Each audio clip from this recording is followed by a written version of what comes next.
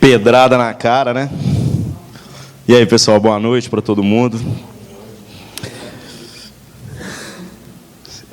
Se você tiver de Bíblia, abre sua Bíblia em Gênesis capítulo 1.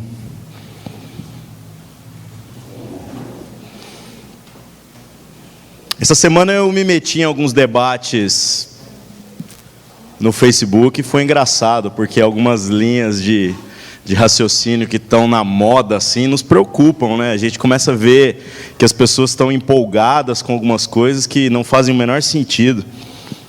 E eu li uma frase agora recente, ontem, hoje, de um dos maiores apologetas vivos, que se chama William Craig. Se você for no YouTube pesquisar William Craig, você tem que pegar a pipoca, sentar, que você se diverte de gargalhada. O cara defendendo a fé. É algo assim inacreditável. Muita graça, muita sabedoria naquilo que ele fala. E ele falou sobre o Brasil. Olha só o que esse cara disse.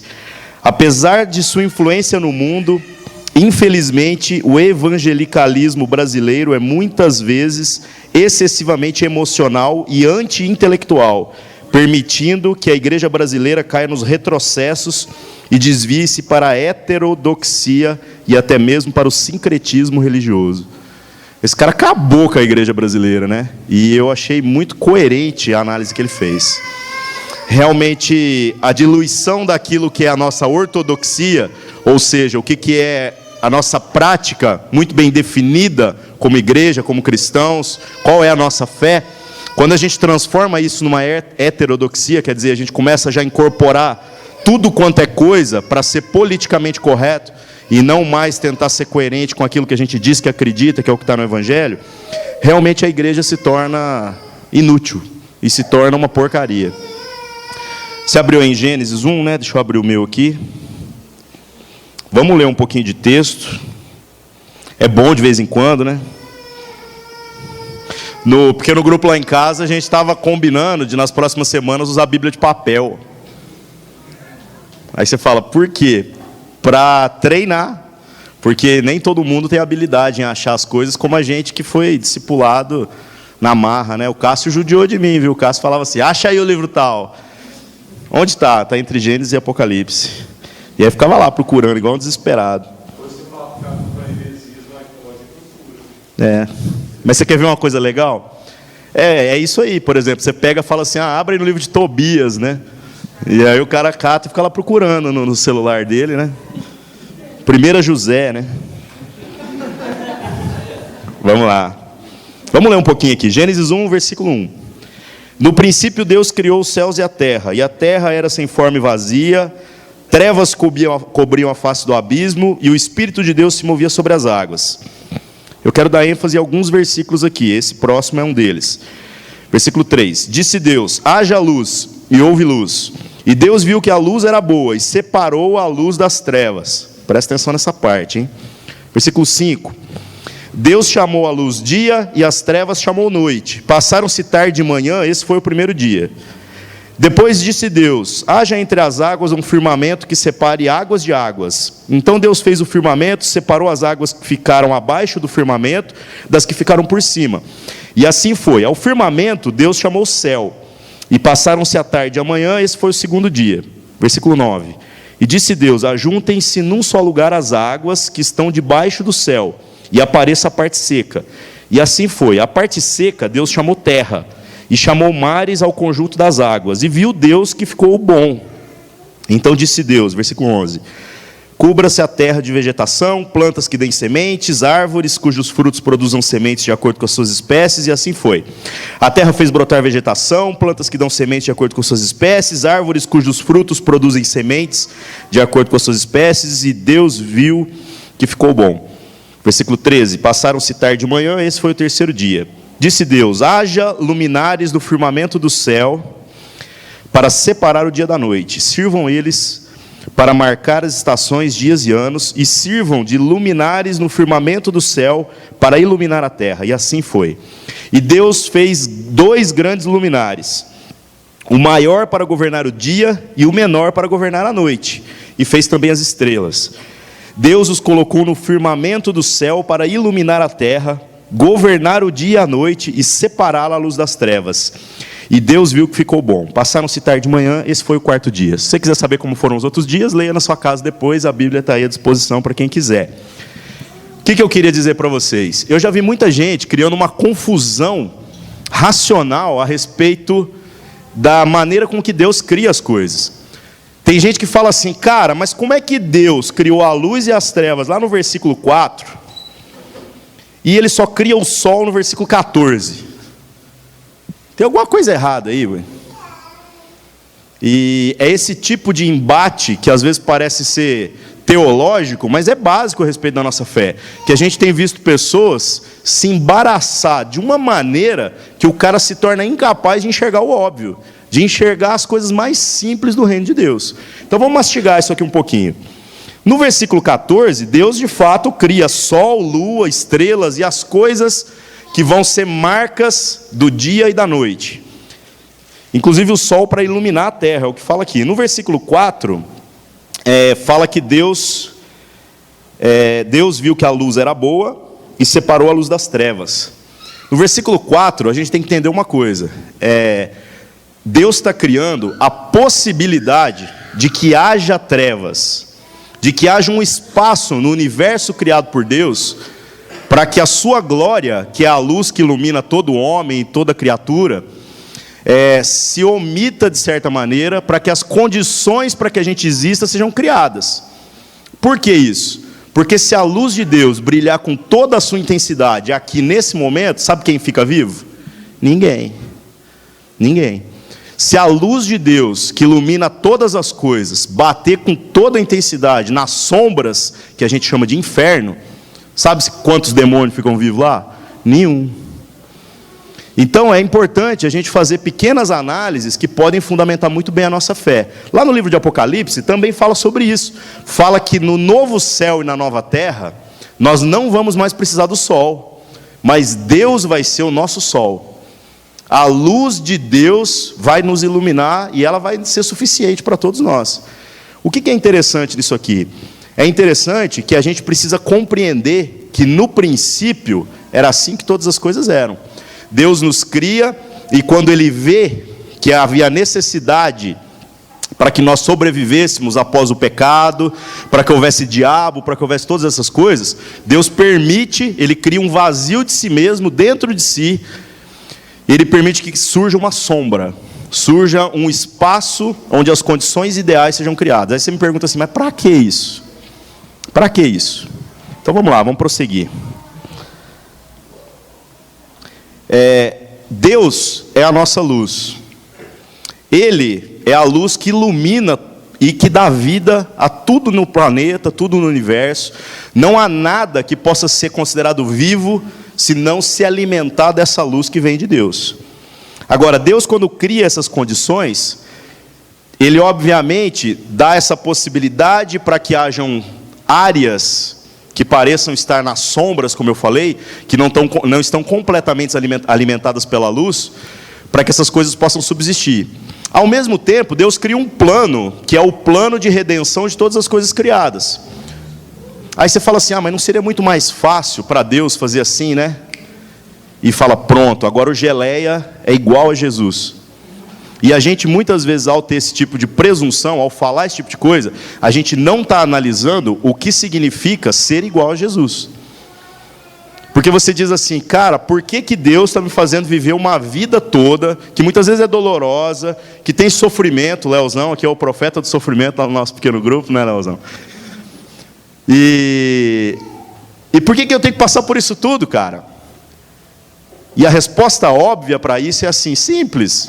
Deus quer uma família com muitos irmãos, onde no final nós seremos todos com a mesma estatura de Cristo. Nós seremos todos semelhantes a Cristo. Não pelo nosso mérito, mas pelo próprio esforço e pelas condições criadas pelo nosso Deus, para que a gente alcance essa redenção. para que toda essa porcaria que a gente é seja transformada naquilo que Deus quer nos transformar no final. Aí você fala, cara, legal, mas por que ele não duplicou Jesus? E quando a gente olha as coisas por essa ótica, a gente começa a perceber o quanto que nós somos interesseiros e o quanto que a gente, na verdade, está buscando uma resposta que seja conveniente à nossa vontade e aos nossos interesses. Por quê? Porque nem Cristo foi poupado. Pelo contrário, Cristo é quem é o Salvador do mundo, porque Ele salvou o mundo. Cristo é aquele que deu a vida por todo mundo, não em teoria, mas em prática. Então, todo o sofrimento que a gente pode estar aí reclamando que está vivendo, perto daquilo que Cristo viveu, é nada. E mais do que isso, como eu até falei da última vez que eu disse alguma coisa aqui, você imagina qual é a percepção de Adão, que era um homem que nasceu nas condições ideais, foi criado ali na presença de Deus, o quanto que deve ter doído para esse cara ter sido jogado para fora do Éden. Ele que conheceu o que é estar na presença de Deus, agora teve que experimentar do que é estar longe da presença de Deus. Agora, imagina então, qual deve ter sido a percepção de Cristo, que não é o cara que viveu na presença de Deus, ele era Deus, mas ele renunciou a tudo aquilo que era a sua própria natureza para nascer como homem. Você entende isso? É uma pedrada na cara mesmo, arrebenta com o cara. Deve ter sido algo desgraçado. E qual é a mensagem de Cristo para nós? A mensagem de Cristo é: nós devemos caminhar para a luz. É igualzinho aqueles filmes quando o cara bate de carro e aí sempre vem uma voz e fala assim: vá para a luz, meu filho, né? Basicamente o que Cristo diz para nós é: vá para a luz, caminhe para a luz.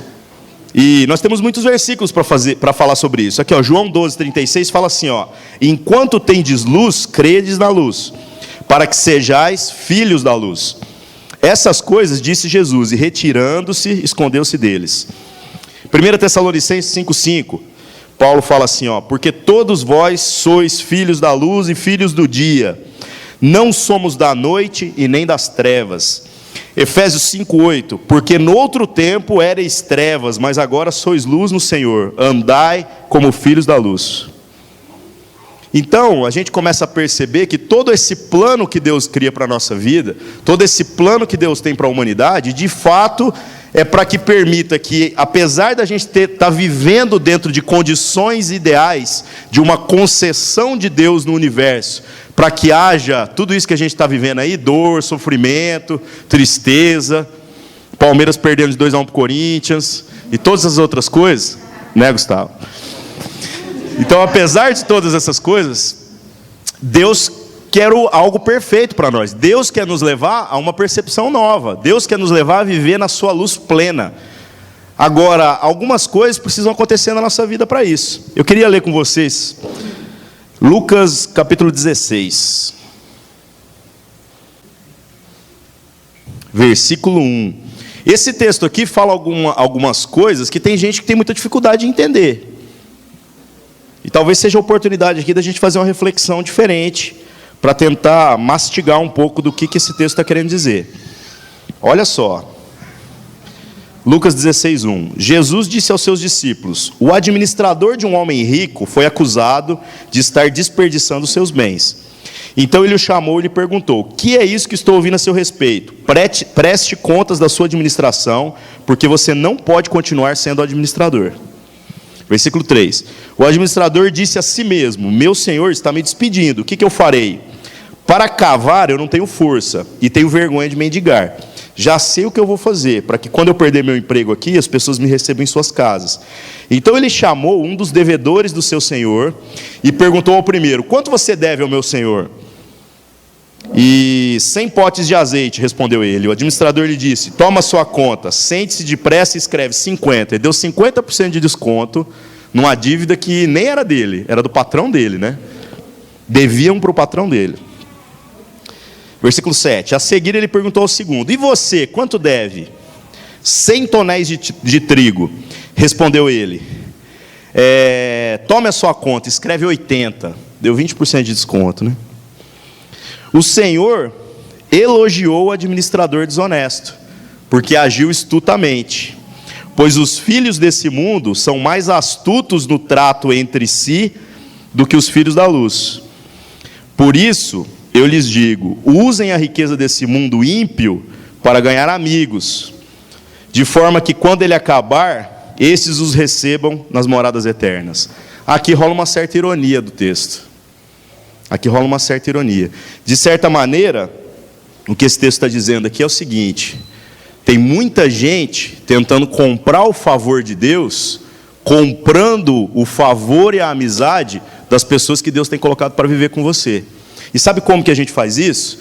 Negociando os valores de Deus na nossa vida. Por exemplo, eu pego leve com você no que se refere a ter uma vida santa diante de Deus, para que você pegue leve comigo.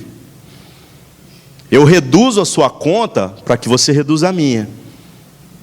Sabe, na verdade, o que eu estou tentando fazer? Granjear amigos, para que no dia do sufoco eu possa contar com esses amigos. Agora, o interessante é que no versículo seguinte diz assim, versículo 10: quem é fiel no pouco também é fiel no muito, e quem é desonesto no pouco também é desonesto no muito. Assim, se vocês não forem dignos de confiança em lidar com as riquezas desse mundo ímpio, quem lhes confiará as verdadeiras riquezas? E se vocês não forem dignos de confiança em relação ao que é dos outros, quem lhes dará o que é de vocês? Irmãos, a reflexão nessa noite é exatamente sobre qual tem sido a nossa atitude no que se refere ao trato uns dos outros. Porque muita gente, às vezes, está tentando buscar na vida em comunidade algo que possa trazer para si mesmo benefícios. E para obter esse benefício, a gente está topando pagar qualquer preço. A gente está topando negociar as coisas do reino de Deus para amenizar os conflitos da vida como igreja. E o que nós temos que entender é que se a gente fizer isso, nós realmente vamos obter o favor de muitas pessoas. Nós vamos ter muito amigo, vai ter muita gente no nosso velório, mas as coisas que realmente são promessas de Deus para a nossa vida, que são as coisas que existem verdadeiramente, e não essas coisas aqui que nós estamos vendo, as coisas que estão guardadas em Deus, elas jamais serão dadas a nós. Isso significa que você pode ter uma vida religiosa com a aparência de ser farta, com a aparência de ser próspera. As pessoas podem olhar para a sua vida e falar assim: nossa, que cara misericordioso, que cara cheio de amor, como esse cara faz evangelismo, como esse cara prega. Mas a grande verdade é que se você não for fiel nas mínimas coisas, o teu destino é viver para sempre longe da presença de Deus. E isso é que é inferno. Tem gente que está com medo do inferno na perspectiva de fogo. Talvez o fogo seja o menor dos problemas. Porque, como eu falei no começo aqui, Deus cria essa sombra dentro de si, está entendendo? E cria as condições para que a gente subsista, apesar do pecado, de todos os erros que nós temos na nossa vida. Agora, o inferno já não é mais nessa sombra. Aquilo que Deus tem para depois dessa vida é realmente estar totalmente apartado da presença de Deus. A dor não é aquilo que pode doer na nossa carne. A dor é viver longe de quem Deus é. É viver totalmente desligado da luz que ilumina todo homem. Por isso que é morte. Porque as trevas são a morte. A pergunta que eu faço para vocês é: havendo Deus criado todas as condições para que nós possamos subsistir por algum tempo, isso se chama misericórdia, por que alguns de nós continuamos a tentar viver em sombras? Ou até quando nós vamos continuar fingindo que nós estamos vivendo na luz, quando na verdade nós estamos vivendo na sombra? A sombra, ele não é uma desgraça total, mas ela também não é a luz de Deus total. E Deus quer mais para nós, tenha certeza disso. Essa mensagem é para que a gente possa, à luz desses textos todos que a gente falou, lembrando um pouco do vídeo que eu passei aqui no começo, e entender que o show tem que parar. E se às vezes é muito fácil a gente apontar para o que outros têm feito aí, gente que tem negociado o Evangelho de Cristo, gente que tem juntado pessoas em estádio e fazendo coisas que Deus não se agrada, se é muito fácil apontar o dedo para aquilo lá, tenha certeza de uma coisa: se na sua vida houver qualquer tipo de atitude que seja um show, você vai ser igualmente desqualificado. Você vai para o inferno igual essas pessoas todas. Então, na nossa vida, o show tem que parar. Esse espetáculo que nós criamos uns para os outros, de santidade, de ser uma pessoa boa, que na verdade nós não somos, isso aí tem que parar. Nós precisamos fazer com que a igreja volte a ser o lugar da sinceridade, o lugar onde a gente tem um ambiente de cura, um ambiente receptivo, mas que a gente possa colocar os nossos pecados na roda mesmo, que a gente possa se ajudar mutuamente, que a gente possa cuidar uns dos outros e todos progredir pelo caminho que a gente está chamando de salvação. A nossa vida precisa ser uma inundação de justiça, de modo que tudo aquilo que Deus colocar na nossa mão para fazer, as pessoas vão ver a glória e a salvação de Deus. As pessoas vão olhar para aquilo que a gente está dizendo e dizer assim: cara, eu quero viver com vocês. Nós vamos sentir a dor das pessoas. Nós não vamos conseguir comer mais enquanto a gente estiver vendo gente passando fome. Aí você fala assim: mas então eu nunca mais vou comer sossegado? Exatamente. Nós não vamos conseguir dormir mais enquanto a gente pensar que tem gente dormindo na rua. Isso significa que você nunca mais vai dormir uma noite tranquila na sua vida. Porque não vai acabar as pessoas na rua, né? Cristo prometeu, Ele falou assim: sempre tereis os pobres convosco. Estamos ferrados, né? Mas não importa, gente. Cristo deu a vida dEle, e o chamado de Deus para nós agora é que a gente dê a nossa vida. Então, nas pequenas coisas, esse é o objetivo dessa reflexão, nas pequenas coisas, que a gente possa analisar e tentar entender o que a gente tem feito que é apenas um show, é apenas um espetáculo, é apenas aparência, e o que de fato é aquilo que revela com retidão quem Deus é e o que Deus quer da nossa vida. Se a gente fizer isso bem, se a gente fizer isso com excelência, gente, nós não precisamos de mais nada. Nós não precisamos estruturar ministérios, nós não precisamos quadruplicar a arrecadação, nós não precisamos construir um mega templo, nós não precisamos de nada disso. Porque em qualquer buraco que Deus colocar a gente, nós vamos ser luz naquele lugar. Nós vamos refletir a luz de Deus, e isso vai fazer toda a diferença. As pessoas que Deus vai levar no seu pequeno grupo, vai ser gente que está passando por necessidade mesmo. E aí vocês não vão ter que entrar num sistema, não vão ter que burocratizar, não vão ter que preencher uma ficha para levantar uma cesta básica. Mas pelo contrário, a gente naturalmente vai expressar a graça de Deus nas nossas ações, nós vamos se movendo em direção das pessoas. E assim o Evangelho vai sendo pregado. Então, irmãos, se na nossa vida ainda há sombras, que a gente caminhe para a luz. Porque esse é o objetivo do Evangelho de Cristo. É por isso que Cristo morreu, para nos tirar das trevas. E não dá mais para a gente continuar dando desconto na conta dos outros para tentar melhorar o nosso lado. Porque ser amigo da galera não te garante no céu. Amigo de crente não vai para o céu. Filho de crente não vai para o céu. Crente talvez não vá para o céu. Mas que nós sejamos filhos de Deus mesmo, com tudo que isso representa, sabe? Aí fala: cara, mas é chato, né? É chato porque você não está fazendo direito.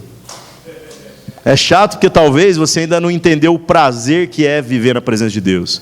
Aí eu falo com o Leozão, que é o profeta do sofrimento, é porque ele fala assim: cara, você toma pedrada, aí você reconhece o tanto que Deus é bom. E é verdade isso daí. Porque quando você está longe de Deus, aí você se lembra o tanto que era bom viver na presença de Deus. A gente reclama do culto, mas quando você não tem a oportunidade de ter um culto legal, aí você começa a ver o tanto que faz falta, né? Quando você já está se contentando com Faustão em casa, cara, é que você está no fundo do poço mesmo, né? Quando você se contenta com esses amigos que muitas vezes a gente tem por aí, que não são nossos amigos. E não é que eu estou dizendo que aqui são os amigos de verdade, não é isso não, eu tenho muitos amigos lá fora que são amigos de verdade. Mas eu estou dizendo que aqui nós temos essa responsabilidade. Aqui amigo de mentira tem que ser tirado a porrada. Tem que ser expulso a porrada. Porque a nossa obrigação como igreja é ser amigo de verdade uns dos outros. E sabe o que isso significa? Significa virar uns para os outros e falar assim: você é um bosta, cara. Isso que você está fazendo não está certo. E aí o cara vai brigar com você. Aí você briga com ele se precisa. Sai nos tapa. Mas você não deixa seu amigo para o buraco. Nós vamos cuidar uns dos outros, cara. E no final vai dar tudo certo. Nós vamos chegar lá. Amém? Vamos orar então. Senhor nosso Deus, o Senhor nos dá a oportunidade de ser luz no meio das trevas, de revelar o Teu amor, de ser uma inundação de justiça e retidão. Não nos deixa, Senhor Deus, morrer embaraçados pelos nossos próprios pensamentos e morrer embaraçados pela nossa hipocrisia. Nós não queremos, Senhor Deus, descontar coisas da conta dos outros com o Senhor, para tentar nos favorecer na nossa conduta, que muitas vezes não tem nada a ver com o Teu Evangelho. Mas nós pedimos que o Senhor venha agir na nossa vida, de modo que a gente possa compreender qual é a Tua vontade para nós. Nos faz amigos sinceros uns dos outros, gente que cuida mesmo uns dos outros.